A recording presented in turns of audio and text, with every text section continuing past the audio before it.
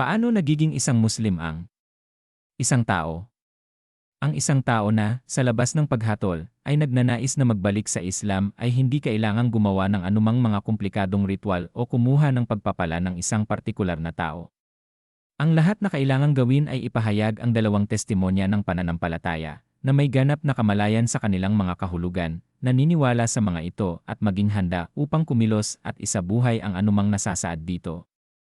Ang dalawang testimonya ng pananampalataya ay Ashhadu an la ilaha illallah, sa literal, ako ay sumasaksi na walang ibang Diyos kundi ang Allah. Ang ibig sabihin nito, naniniwala ako na walang Diyos na karapat-dapat sa pagsamba maliban sa Allah, at ako ay handang sumamba sa Kanya lamang at hindi mag-ugnay sa sinuman o anumang bagay sa Kanya.